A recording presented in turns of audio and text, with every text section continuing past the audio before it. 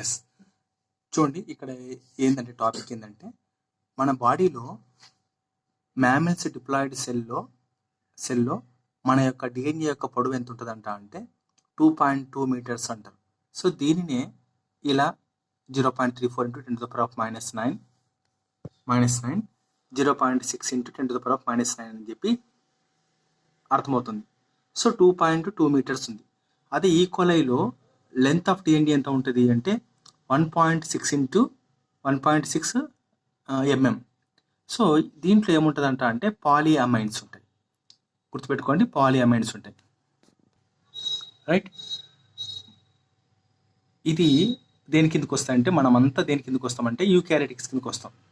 ఇక్కడ mammal diploid cell అంటే ఏంటంటే యూకారియోటిక్ లేకి వస్తాం. ఇప్పుడు ఇది చూసారా, ఈ కాయిల్ ఇది ప్రోకారియోటిక్స్లోకి వస్తాం అనమాట. సో దీంట్లో 2.2 మీటర్స్ అంటే మన బాడీ శరీరంలో డిఎన్ఏ అనేది 2.2 మీటర్స్ ఉన్నప్పుడు మరి ఇంత చిన్న సెల్లులో ఇంత పెద్ద డిఎన్ఏ అంటే ఫర్ ఎగ్జాంపుల్ డిఎన్ఏ ఎంత ఉంటుంది, ఇట్లా ఉంటుంది 2.3 మీటర్స్ ఎంత పెద్ద ఉంటుంది. ఇంత పెద్ద డిఎన్ఏ అనేది ఇంత చిన్న సెల్లో ఎట్లాగా దాన్ని ఏమంటారంటే సో ఇది అంతా యూకారియోటిక్, ఇది ప్రోకారియోటిక్. ఇప్పుడు ఇక్కడ పాయింట్ ఏంటంటే దీంట్లో ఇంత పెద్ద డిఎన్ఏ అనేది చిన్న సెల్లో ఎట్లాగా ప్యాకేజ్ అవుతుంది అని చెప్తున్నాడు అనమాట. ప్యాకేజ్ ఓకే, సరే చూద్దాం. అది ఇక్కడ ఏం చూడండి, ప్యాకేజ్ అనేది ఇక్కడ ఇది ఏంటంటే ప్రోకారియోటిక్, ఈకోలై అనేది ఒక బ్యాక్టీరియా. ఈ బ్యాక్టీరియాలో లెంత్ ఆఫ్ డిఎన్ఏ 1.6 mm ఉంది. దీంట్లో ఇంత పెద్ద డిఎన్ఏ అనేది ఎట్లా ప్యాక్ అవుతుందంటే పాలిఅమైన్స్ ద్వారా అవుతుంది అని చెప్తున్నాడు. పాలిఅమైన్స్ ద్వారా. మరి ఇక్కడ అవుతుంది అంటే హిస్టమైన్స్. ఓకే, మనకు ముందు చెప్తాము. ఓకే, హిస్టోన్ ప్రోటీన్స్ ద్వారా జరుగుతుంది. ఇది ప్రోకారియోటిక్స్ కాబట్టి పాలిఅమైన్స్ ద్వారా జరుగుతుంది. చెప్తాను మళ్ళీ ముందు స్టోరీ. చూడండి, ఫస్ట్ మనము ఈకోలై అనేది ఒక బ్యాక్టీరియా కదా, ఈకోలై బ్యాక్టీరియా అన్నారు కదా. ఇది ఎక్కడ ఉంటుంది మనకు తెలుసు. ఎక్కడ ఉంటుంది చెప్పండి? మన శరీరము పేగు లోపల ఈకోలై బ్యాక్టీరియా ఉంటుందని మనకు అందరికీ తెలుసు. దీని యొక్క డిఎన్ఏ గురించి మాట్లాడే ముందు ఇది ఏంది యూకారియోటిక్, ప్రోకారియోటిక్ అంటే ఇది ప్రోకారియోటిక్. ఏది ప్రోకారియోటిక్. Okay, prokaryotic. మరి 1.3 mm ఉండే డిఎన్ఏ అనేది దీంట్లో ఒక చిన్న సెల్లు. యాక్చువల్గా దీని సైజే 10⁻⁴ ఎంతో 6 ఉంటుంది.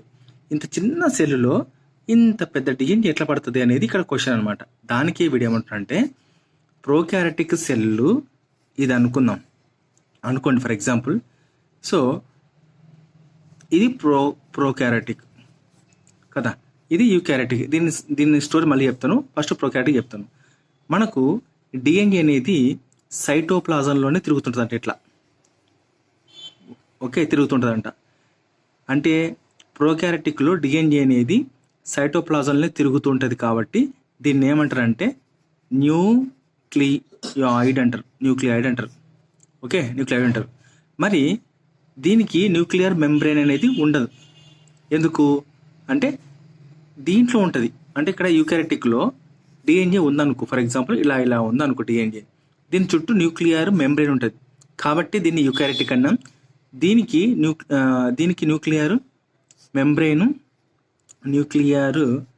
మెంబ్రెయిన్ ఉండదు కాబట్టి దీన్ని ప్రోకారియోటిక్ అన్నాం కదా, రైట్. ఇప్పుడు నేను చెప్పేది ఏంటంటే న్యూక్లియాయిడ్ అంటే ఏంటిది అనేది మెయిన్ ఏంటంటే ప్రోకారియోటిక్లో మాత్రమే ఉంటుంది. ఎందుకంటే సైటోప్లాజంలో ఉన్న డిఎన్ఏని తిరుగుతూ ఉంటుంది, దానికి న్యూక్లియర్ మెంబ్రెయిన్ ఉంటుంది కాబట్టి అందుకు పేరు న్యూక్లియాయిడ్ అని ఇచ్చారు. అందుకే ఇక్కడ ఈ మేడం చెప్పిన దాంట్లో పాయింట్ ఏంటంటే సో న్యూక్లియాయిడ్ అంటే ఏంటంటే డిఎన్ఏ అనేది మనకు డైరెక్ట్గా సైటోప్లాజంలోనే ఉంటుంది. దాని చుట్టూ ఇప్పుడు ఈ డిఎన్ఏ చుట్టూ ఇట్లాంటి న్యూక్లియర్ మెంబ్రెయిన్ ఉండదు, కేవలం తిరుగుతుంటుంది అని చెప్పేసి చెప్తున్నారు. దాన్నే న్యూక్లియాయిడ్ అంటారు. అది సరే, అంతా బాగానే ఉంది. మరి ఈ 1.3 mm ప్రోకారియోటిక్స్లో ఉండే డిఎన్ఏ, ఇంత పెద్ద డిఎన్ఏ ఏ విధంగా ప్యాకేజింగ్ అవుతుందంటే ఇక్కడ పాలిఅమైన్స్ ఉపయోగించుకొని అవుతుందన్నమాట. చూడండి ఇక్కడ చూడండి, పాలిఅమైన్స్ ప్యాకేజింగ్ పాలిఅమైన్స్ ద్వారా జరుగుతుంది. దీన్ని పాలిఅమైన్స్ని బేసిక్ ప్రోటీన్స్ అని అంటారు. బేసిక్ ప్రోటీన్స్ అంటే ఏంటివంటే, బేసిక్ ప్రోటీన్స్ అంటే దీని లోపల బేసిక్ అమినో యాసిడ్స్ ఏవో ఉంటాయి అనమాట. ప్రోటీన్ లోపల అమినో యాసిడ్స్ ఉంటాయి, గుర్తుపెట్టుకోండి. ప్రోటీన్ లోపల అమినో యాసిడ్స్ ఉంటాయి. ఇది పాజిటివ్లీ ఛార్జ్డే. తర్వాత వచ్చేసి ఏది పాలీ అమైన్స్ గురించి చెప్తున్నాను నేను. డిఎన్ఏ అనేది నెగిటివ్ ఛార్జ్డ్, కానీ పాలీ అమైన్స్ మాత్రం పాజిటివ్ ఛార్జ్డ్. గుర్తుపెట్టుకోండి, వెరీ ఇంపార్టెంట్. మనకు డిఎన్ఏ అనేది నెగిటివ్ ఛార్జ్డ్. నేను మాట్లాడే పాలీ అమైన్స్ అనేది పాజిటివ్ ఛార్జ్డ్. ఓకే. తర్వాత దీంట్లో పాలీ అమైన్స్ని ఉపయోగించుకొని ప్యాకేజింగ్ అవుతుంది ఈ ప్రోకారియోటిక్స్లో కదా. అందుకే హిస్టోన్ ప్రోటీన్స్ అనేవి ఆబ్సెంట్. హిస్టోన్ ప్రోటీన్స్ లేనందువల్లనే దీనికి బదులుగా ప్రోకారియోటిక్స్లో అనే యూకోలై బ్యాక్టీరియాలో పాలీ అమైన్స్ ఉపయోగించుకొని అవుతాయని చెప్తున్నాడు, ప్యాకేజింగ్ అవుతాయని చెప్తున్నాడు. రైట్. ఇప్పుడు యూకారియోటిక్స్ వద్దాం. సో యూకారియోటిక్స్లో మనకు డిఎన్ఏ యొక్క లెంత్ ఎంత? సో డిఎన్ఏ యొక్క లెంత్ ఎంత అంటే 2.2 మీటర్స్ ఉంది కదా, మనం చూసినాం. ఈ 2.2 మీటర్స్ యొక్క లెంత్ని ఒక కండెన్స్గా చేయాలనుకుంటే ఇక్కడ ఉపయోగపడేటువంటి హిస్టమైన్స్ ఉపయోగపడతాయి. హిస్టోన్ ప్రోటీన్స్ వచ్చండి, హిస్టోన్ ప్రోటీన్స్ ద్వారా ఏర్పడతాయి. ఇంతకుముందు పాలిఅమైన్స్. సో ఇవి కూడా పాలిఅమైన్స్ మాదిరే పాజిటివ్లీ ఛార్జ్డ్. గుర్తుపెట్టుకోండి, డిఎన్ఏ అనేది నెగిటివ్ ఛార్జ్డ్. ఇక్కడ హిస్టోన్ ప్రోటీన్స్ యూకారియోటిక్స్లో పాజిటివ్లీ ఛార్జ్డ్. అదే ప్రోకారియోటిక్స్లో పాలిఅమైన్స్ అనేటివి పాజిటివ్ ఛార్జ్డ్. ఈ రెండింటికి సంబంధం ఉంది. రైట్. ఇక్కడ హిస్టోన్ ప్రోటీన్స్ యొక్క లక్షణాలు ఎలా ఉంటాయంటే పాజిటివ్లీ ఛార్జ్డ్. ఇది అర్థమైంది. హిస్టోన్ ప్రోటీన్స్లో ఏముంటాయంటే లైసిన్ అండ్ ఆర్జినిన్ అనే అమినో యాసిడ్స్ ఉంటాయి. అంటే ఏంది, మీకు ఒక క్వశ్చన్ ఇక్కడ అర్థం కావాలి. ఇక్కడ ఇవి ఈ లైసిన్ మరియు ఆర్జినిన్ అనేది బేసిక్ అమైనో యాసిడ్స్. అంటే బేసిక్ అమైనో యాసిడ్స్ అంటే దాని అర్థం ఏంటి? బేసిక్ ప్రోటీన్స్ అని అర్థం కదా. బేసిక్ ప్రోటీన్లోనే అమైనో యాసిడ్స్ ఉంటుంది, అవునా కదా, ప్రోటీన్లోనే. సో ఇప్పుడు ఒక ప్రోటీన్ అనేది ఫామ్ కావాలనుకుంటే ప్రోటీన్ లోపల అమైనో యాసిడ్స్ చాలా ఉంటాయి. కాబట్టి లైసిన్, ఆర్జినిన్ అనే బేసిక్ అమైనో యాసిడ్స్తో ఈ ప్రోటీన్ ఫామ్ అవుతుంది. కాబట్టి దీనికి బేసిక్ ప్రోటీన్స్ అని చెప్పి పేరు పెట్టినారు అనమాట. రైట్. పాలిఅమైన్స్లో కూడా అలాగే సేమ్ జరిగింది. రైట్. హిస్టోన్ ప్రోటీన్స్ ఎన్ని రకాలంటే 5 రకాలు. H1 histone protein, H2A histone protein, H2B histone protein, H3 histone protein and H4 histone protein. చూడండి, ఇక్కడ ఇంత పెద్ద డిఎన్ఏ ఇక్కడ ఉంది సరే, కింద నుంచి ఇంత పెద్ద డిఎన్ఏ అనేది హిస్టోన్ ప్రోటీన్ ద్వారా ఎట్లా కండెన్స్ అవుతుంది అనేది బాగా ఎక్స్ప్లెయిన్ చేసినారు. చూడండి, ఫస్ట్ డిఎన్ఏ అనేది ఇలా అవుతుంది, డబుల్ హెలిక్స్ డిఎన్ఏ అనేది ఇలా అవుతుంది. తర్వాత వచ్చేసి బీడ్స్ ఉన్నాయి కదా, బీడ్స్ ఎలా ఉన్నాయంటే బీడ్స్ ఆన్ ద స్ట్రింగ్ అనమాట. అంటే ఇదంతా ఒక కడ్డీ మీద బీడ్స్ ఉన్నట్టు, అంటే మనము తీగ మీద బట్టలు ఆరేసినట్టు ఈ బీడ్స్ ఉన్నట్టు అనమాట, అట్లా పోల్చినట్టు. నెక్స్ట్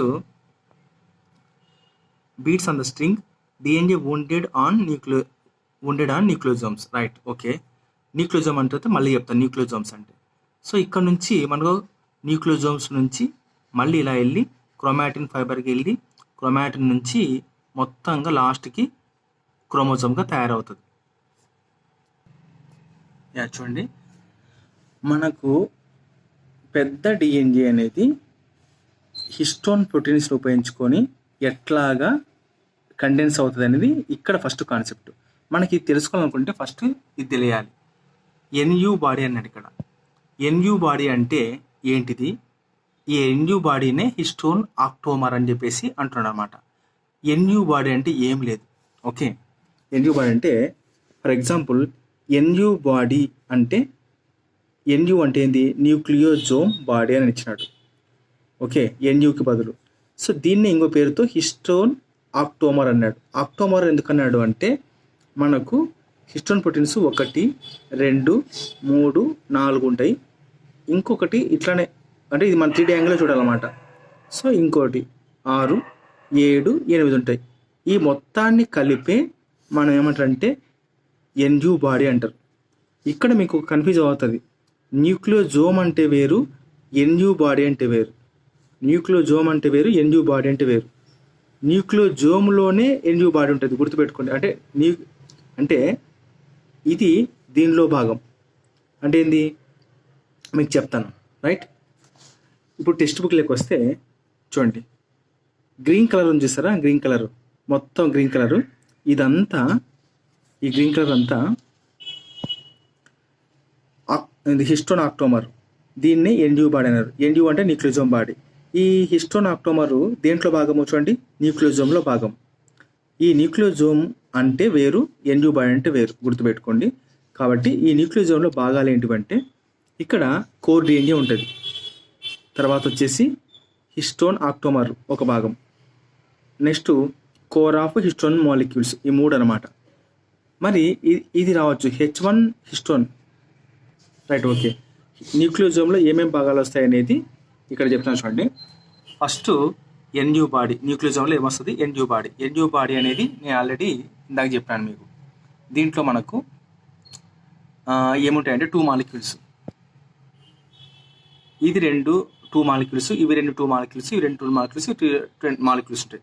మొత్తం కలిపి ప్రతి దానికి 2 ఉంటాయి అనమాట. అంటే 2 4 జా 8 కదా, 2 4 జా 8 అనమాట. అందుకే ఇక్కడ అన్నాడు 1 2 3 4 5 6 7 8.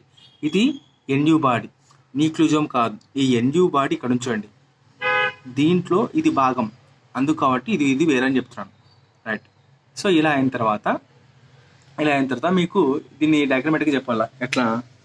ఇప్పుడు ఇది H2A అనుకోండి, తర్వాత ఇది కూడా H2A అనుకోండి, తర్వాత ఇది H2B, ఇది H2B, 2 అయిపోయినాయా?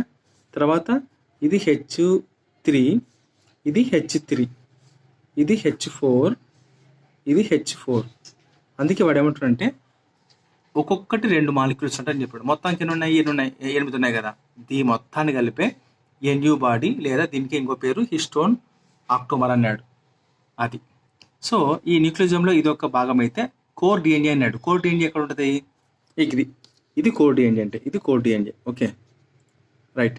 ఎందుకు కోర్ అన్నాడంటే ఇది టర్న్ అయ్యేటప్పుడు 1.7 టర్న్ దగ్గర తిరుగుతానమాట. అంటే ఇప్పుడు ఇది ఆక్టోమర్ ఉంది కదా, ఫస్ట్ డిఎన్ఏ ఇలా చుట్టి పైన మళ్ళీ 2వ రౌండ్ వస్తప్పుడు ఇదేమైతే ఇట్లా తిరిగి మొత్తం వెళ్ళదు, 1.75 టర్న్ ఇటు పక్కనకి వస్తామన్నమాట. మళ్ళీ ఇక్కడ ఇంకో ఆక్టోమర్ ఉంటుంది, ఇలా ఉంటుంది. ఇక్కడ కూడా ఫుల్ ఇలా అయ్యి మళ్ళీ 1.75 కూడా ఇట్లా అవుతుంది అనమాట. కాబట్టి దీన్ని ఏమన్నారంటే కోర్ డిఎన్ఏ అన్నారు. దీన్ని ఏమన్నారంటే కోర్ డిఎన్ఏ, ఇట్లా తిరుగుతుంది కాబట్టి. ఇదేంది, linker DNA. Okay, linker DNA. అందుకే న్యూక్లియోజోమ్లో భాగాలు ఏంటంటే nucleosome body, core DNA, linker DNA, right?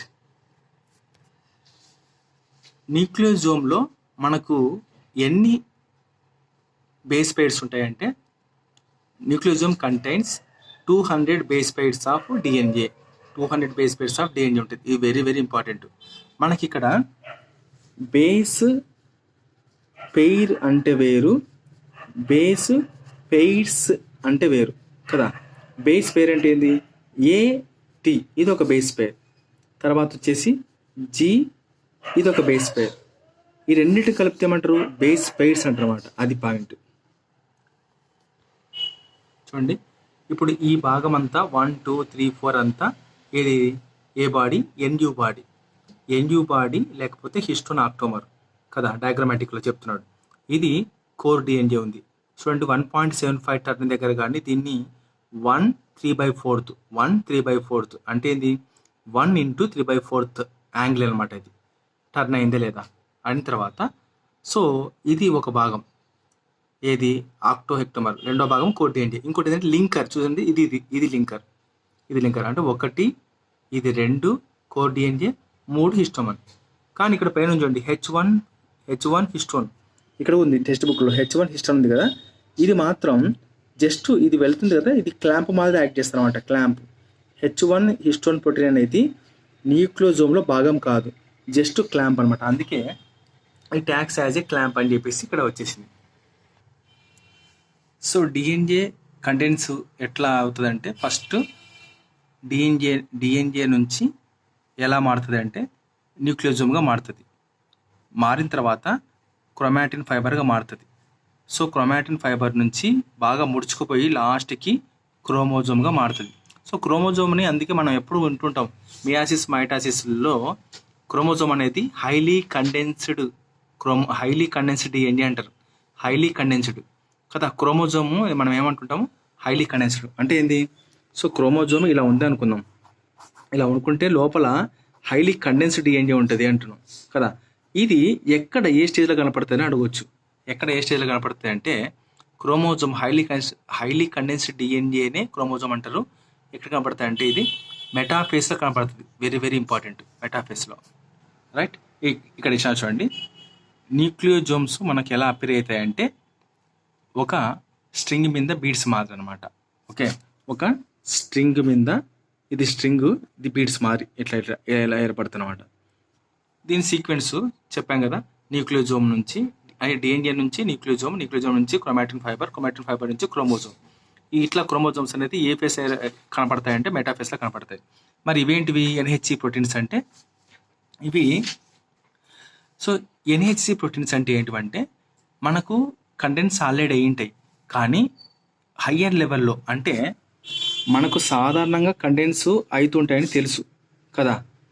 కానీ దీన్ని ఇంకా కండెన్స్ చేయాలనుకుంటే, బాగా కండెన్స్ చేయాలనుకుంటే ఎక్కడంటే నాన్ హిస్టోన్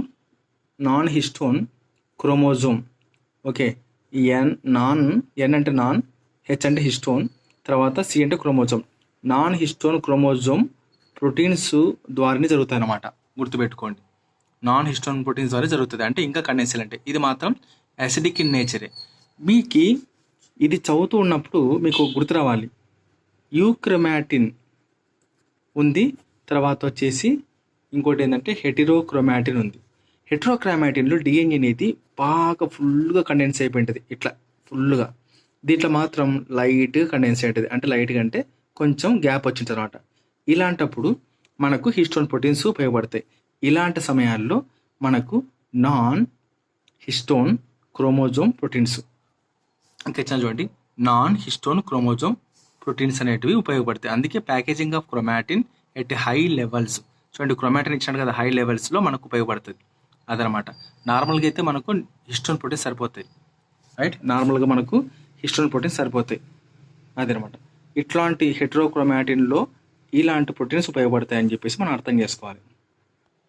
సో ఇప్పుడు మనం మాట్లాడుకున్న ఎన్హెచ్సి ప్రోటీన్స్ మనం చెప్పాం కదా, ప్యాకేజింగ్కి ఉపయోగపడతాయి, కానీ హైలీ కండెన్స్గా. అండ్ సో ఇక్కడ చూడండి, యూక్రోమాటిన్ ఉంది, హెటరోక్రోమాటిన్ ఉంది. యూక్రోమాటిన్లో మనకు histone proteins lightly packed, lightly stained కనపడతాయి అన్నమాట. సో ఇక్కడ మాత్రం డెన్స్లీ ప్యాక్డ్, అంటే దీనికంటే ఇంకా టైట్గా డిఎన్ఏని ఫిక్స్ చేయాలన్నప్పుడు మనకు ఉపయోగపడేది ఏంటంటే ఇవి NHC proteins, non histone chromosome proteins ఉపయోగపడతాయి అన్నమాట. ఓకే, దీనికి వీడేమంటారంటే, ఇప్పుడు యూక్రోమాటిన్ ఉందబ్బా, యూక్రోమాటిన్ ఇలా లైట్గా ఉంటుంది. దీన్ని స్టెయిన్ చేసినప్పుడు ఇలాగా లైట్ కలర్ చూపించిందంట. స్టెయిన్ చేసినప్పుడు, స్టెయిన్ అంటే ఏంది? దీని మీద ఏదైనా కెమికల్ వేస్తే దీని మధ్యన గ్యాప్లో కనపడితే దీన్ని ఏమంటారంటే లైట్లీ స్టెయిన్డ్ అని చూపించినాడు. అదే హెటిరోక్రోమాటిన్ ఉంది, అది ఏంటి అంటే బాగా రింగ్స్ ఇలా ఉన్నవాడు. దీన్ని ఒక కలర్తో స్టెయిన్ చేసినప్పుడు దీని మధ్య గ్యాపే లేదన్నమాట, గ్యాపే లేదు అది. సో ఇక్కడ ఒక పాయింట్ ఉంది, ఇవి ట్రాన్స్క్రిప్షనల్లీ చూడండి, ట్రాన్స్క్రిప్షనల్లీ యాక్టివ్, ట్రాన్స్క్రిప్షనల్లీ ఇన్యాక్టివ్ అన్నాడు. సో ట్రాన్స్క్రిప్షనల్లీ యాక్టివ్ అంటే ఏంది? ఈ హెటరోక్రోమాటిన్ ద్వారా వచ్చిన డిఎన్ఏ మాత్రమే మనిషిలోని ప్రతి ఎక్స్ప్రెషన్ని బయటికి చూపిస్తారు అనమాట. అందుకే హెటరోక్రోమాటిన్ ఉన్న డిఎన్ఏ మాత్రమే మనిషి కళ్ళు కదలాలన్నా, మనిషి కాళ్ళు కదలాలన్నా, మనిషి ఇంకా ఏదైనా నడవాలన్నా కూడా ఈ యూక్రోమాటిన్లో ఉండే డిఎన్ఏ ద్వారానే ట్రాన్స్క్రిప్ట్ అయ్యి యాక్టివ్ ఉంటుంది. కానీ హెటరోక్రోమాటిన్లో ఉండేది ట్రాన్స్క్రిప్షనల్లీ ఇన్యాక్టివ్. ఎందుకంటే ఫుల్గా కండెన్స్ అయిపోయింటుంది, ఇది మనకు పని చేయదు. ఓకే, ఇది పని చేయదు. మన కళ్ళు చూడాలన్నప్పుడు, అంటే మనం చూస్తుంటాం కదా ప్రతి చర్య, కానీ మన శరీరంలో ఇప్పుడు కన్ను కదలికలు, ముక్కు కదలికలు ఇవన్నీ జరగాలంటే కూడా యూక్రోమాటిన్లో డిఎన్ఏ ద్వారానే ట్రాన్స్క్రిప్ట్ యాక్టివ్ అవుతుంది. ఇది దీనివల్ల కాదు. దీంట్లో ఉండే ప్రోటీన్స్ హైలీ కండెన్స్ చేసేది అంటే ఇవి ఎన్ఎస్సి ప్రోటీన్స్ అనమాట. ఇక్కడ చూడండి, డిఎన్ఏకు ఆర్ఎన్ఏకు వ్యత్యాసం చూపిస్తారు. ఇది డబుల్ స్టాండర్డ్, సింగిల్ స్టాండర్డ్ మనకు తెలుసు. డిఎన్ఏను డియాక్సి రైబోస్ షుగర్ ఎందుకంటారంటే ఇక్కడ చూడండి, మనకు ఏది 2' దగ్గర మనకు హెచ్ మాత్రమే ఉంది, ఆర్ఎన్ఏ దగ్గర మనకు ఓహెచ్ ఉంది. సో ఇప్పుడు ఇలా ఉండే స్ట్రక్చర్లో ఇది 2' అనుకో, 2' దగ్గర హెచ్ ఉంది, ఓహెచ్ లేదు. హెచ్ ఉంది, ఓహెచ్ లేకపోతే దీన్ని ఏమంటారంటే డిఆక్సి రైబోస్ షుగర్ అంటారు. అదే ఇక చూడండి, ఆర్ఎన్ఏలో మనకు 2' దగ్గర ఏమనుంది, ఓహెచ్ గ్రూప్ ఉంది. హెచ్ గ్రూప్ ఉంటే ఇది కూడా ఏంది, డిఆక్సి రైబోస్ షుగర్ ఏది. సో ఓహెచ్ ఉంది, ఓహెచ్ ఉంటే రైబోస్ షుగరు, హెచ్ ఉంది కాబట్టి డిఆక్సి రైబోస్ షుగర్. ఇది ఒక తేడా. దీంట్లో ఏది డిఎన్ఏలో ఏకి బదులు పిరమిడైన్ థైమిన్ ఉంటుంది అనమాట. ఇక్కడ మాత్రం యురాసిల్ ఉంటుంది. చూడండి ఇక్కడ ఇలా. సో ఏకి థైమిన్, ఇది డిఎన్ఏలో, ఇది ఆర్ఎన్ఏలో. ఏకి ఇక్కడ యురాసిల్ ఉంటుంది అనమాట. అది జీకి సి, ఇదేమో డబుల్ బాండ్, ఇదేమో త్రిపుల్ బాండ్స్ ఉంటాయి. సో డిఎన్ఏలో ఆర్ఎన్ఏలో ఇంపార్టెంట్ పాయింట్ ఇక్కడ దాగి ఉంది. ఏదంటే థైమిన్కి ఇంకో పేరు ఏంటంటే 5-మిథైల్ యురాసిల్. తర్వాత ఆర్ఎన్ఏలో జస్ట్ యురాసిల్ మాత్రమే. క్వశ్చన్ ఎలా అడగవచ్చు అంటే, ఇప్పుడు ఇది డిఎన్ఏ అనుకో. సో డిఎన్ఏలో మనకు యురాసిల్ అనేది అతుక్కొని ఉంది అని అంటే తప్ప రైటా అంటే ఇది ఖచ్చితంగా అబ్నార్మల్ కిందకి వస్తుంది, తప్పు. ఓకే, ఈ డిఎన్ఏలో మనకు థైమిన్ అతుక్కొని ఉంది ఏకి అంటే ఇది రైటే. ఒకవేళ దీన్ని ఇలా అడగవచ్చు, ఇదే డిఎన్ఏకు మనకు 5-మిథైల్ యురాసిల్ అతుక్కొని ఉంది అని అంటే తప్ప రైట్ అంటే ఇది రైట్. ఎందుకంటే థైమిన్ అన్నా 5-మిథైల్ యురాసిల్ అన్నా రెండు ఒకటే. మనకు exam point of view uracil అంటే వెంటనే ఆర్ఎన్ఏలోకి వెళ్ళిపోతాం, కానీ ఇది డిఎన్ఏ. అందుకే వాడు అంటున్నాడు 5-మిథైల్ యురాసిల్ అన్నా థైమిన్ అన్నా రెండు ఒకటే. డిఎన్ఏలో ఇది అతుక్కున్నా కూడా రెండు ఒకటి కిందికి అని చెప్తున్నమాట. అందుకే స్ట్రక్చర్ చూపిస్తున్నా చూడండి ఇక్కడ. ఓకే, ఇది థైమిన్, ఇక్కడ 5' దగ్గర మిథైల్ గ్రూప్ ఉంది, అందుకే 5-మిథైల్ యురాసిల్ అన్న ఒకటే. అదే ఆర్ఎన్ఏలో మాత్రం జస్ట్ యురాసిలే, గుర్తుపెట్టుకోండి. ఇక్కడ లేదు, మిథైల్ గ్రూప్ లేదు, అది ఇంపార్టెంట్. సో ఇంకో వ్యత్యాసం ఏంటంటే ఆర్ఎన్ఏ అనేది ఫస్ట్ జెనెటిక్ మెటీరియల్. ఆర్ఎన్ఏ నుంచి డిఎన్ఏ తయారైంది, గుర్తుపెట్టుకోండి. మన భూమి మీద ఫస్ట్ పుట్టింది ఆర్ఎన్ఏ, దాని తర్వాత ఆర్ఎన్ఏ నుంచి పుట్టినది డిఎన్ఏ. సో డిఎన్ఏ అనేది జెనెటిక్ మెటీరియల్గా మాత్రమే పనిచేస్తుంది.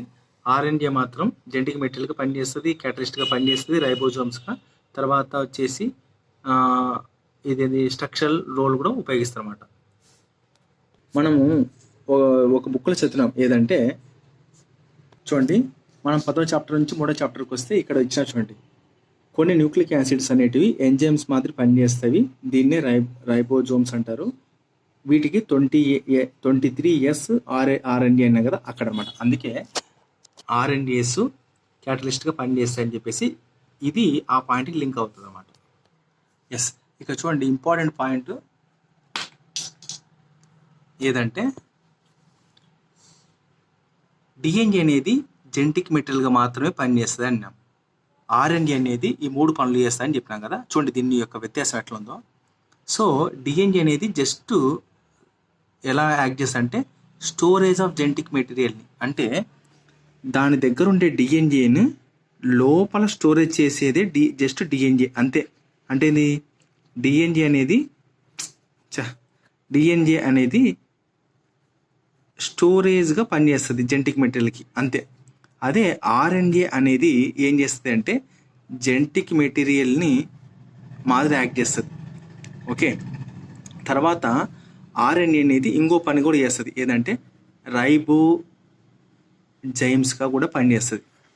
ఎట్లంటే మనకు చూస్తుంటాం సెల్స్లో రైబోజోమ్స్ చూస్తుంటాం, సెల్స్లో మనం చూస్తూ కదా, ఇంతకుముందు చదివినాం. ఈ రైబోజోమ్స్ ఎక్కడి నుంచి వస్తాయి, ఆర్ఎన్ఏ నుంచి వస్తాయి అన్నమాట. ఆర్ఎన్ఏ నుంచి వస్తాయి. దీని అర్థం ఏంటంటే ఆర్ఎన్ఏ ద్వారా రైబోజోమ్స్ ఫామ్ అయిపోయి ఈ ఆర్ఎన్ఏ అనేది స్ట్రక్చరల్ రోల్ని ప్రదర్శిస్తుంది. స్ట్రక్చరల్ రోల్ అంటే ఏంటంటే ఒక సెల్కి ఆకారం రావాలంటే ఆర్ఎన్ఏ కూడా చాలా ఇంపార్టెంట్ అనమాట. ఒక సెల్ ఇప్పుడు ఫర్ ఎగ్జాంపుల్ ఈ సెల్ ఇట్లుందబ్బా, ఈ సెల్కి ఆకారం రావాలంటే దీంట్లో ఏదంటే ఆర్ఎన్ఏ కూడా ఒక స్ట్రక్చరల్ రోల్ని ప్రదర్శిస్తుంది. అందుకే 3 అన్నాడు. ఓకే, సో ఆర్ఎన్ఏ అనేది జెనెటిక్ మెటీరియల్గా పనిచేస్తుంది, ఆర్ఎన్ఏ అనేది క్యాటలిస్ట్గా పనిచేస్తుంది, ఆర్ఎన్ఏ అనేది స్ట్రక్చరల్ రోల్ కూడా పనిచేస్తుంది. ఎలా అంటే ఆర్ఎన్ఏ నుంచి రైబోజోమ్స్కి వస్తుంది అనమాట, రైబోజోమ్స్కి వస్తుంది. Okay, point. ఇక్కడ ఇంకో పాయింట్ ఉంది.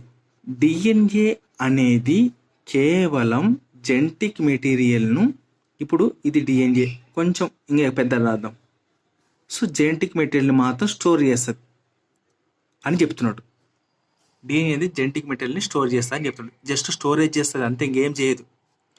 ఇక చూడండి ఆర్ఎన్ఏ ఏం చేస్తాడంట, నేను కూడా ఇంతవరకు చదివిన చదువుల్లో నాకు కూడా అర్థం కాలేదు, ఇప్పుడు అర్థమవుతుంది. సో డిఎన్ఏ అనేది ఈ స్టోరేజ్ ఉంటుంది కదా, ఇది దీనిని బయటికి తీసే శక్తి ఆర్ఎన్ఏకే ఉందంట. చూడండి, డిఎన్ఏలో దాగి ఉన్న ఏది జెనెటిక్ మెటీరియల్ స్టోరేజ్ ఉంటుంది కదా, ఈ డిఎన్ఏలో దాగి ఉండేది బయటికి తీసే శక్తి ఆర్ఎన్ఏకే ఉంటుంది. దాన్ని ఏమంటారంటే జెనెటిక్ మెటీరియల్, జెనెటిక్ ఇన్ఫర్మేషన్ని ట్రాన్స్మిషన్ చేసేది ఆర్ఎన్ఏకి మాత్రమే శక్తి ఉంది. అందుకే RNA is A first genetic material అని చెప్పేసినారు అనమాట. గుర్తుపెట్టుకోండి, డిఎన్ఏలో ఉండే జెనెటిక్ మెటీరియల్ను ట్రాన్స్మిషన్ చేసేది ఆర్ఎన్ఏలో శక్తి కలిగి ఉంది, అంటే ఆర్ఎన్ఏ ద్వారా జరుగుతుంది అనమాట. అందుకే వితౌట్ ఆర్ఎన్ఏ మనకు ఈ డిఎన్ఏ అనేది ప్రోటీన్ రూపంలో మారి లక్షణం అనేది ఏర్పడుతుంది అనమాట. మీకు ఇక్కడ ఒక కథ చెప్తా చూడండి. డిఎన్ఏ నుంచి ఆర్ఎన్ఏ అవుతుంది, మనకు తెలుసు. ఆర్ఎన్ఏ నుంచి ప్రోటీన్ అవుతుంది కదా. ఈ ప్రోటీన్ లేకపోతే ఏమవుతుంది అంటే, చూడండి మనం కొంతమందిలో పిల్లికలు చూస్తుంటాం. పిల్లికలు ఎలా వచ్చింటాయంటే కేవలం ప్రోటీన్ ద్వారా అనమాట. అంటే డిఎన్ఏలో ఉండే జీను ఆర్ఎన్ఏగా మారి ఆర్ఎన్ఏ నుంచి ప్రోటీన్గా మారితేనే అక్కడ కళ్ళు అనే పిల్లికలుగా మారుతాయి. కొంతమంది పిల్లలకు తెలివద్దులే, తెల్లగా ఉంటారు. కొంతమంది పిల్లలు నల్లగా ఉంటారు. సో ఇది ప్రోటీన్ అనేది నల్లగా మారితే నల్లగా అవుతారు, ప్రోటీన్ అనేది తెల్లగా ఉంటే తెల్లగా మారుతారు. కానీ ఈ ప్రోటీన్ ఎక్కడి నుంచి వచ్చింది? ఆర్ఎన్ఏ ఎక్కడి నుంచి వచ్చింది?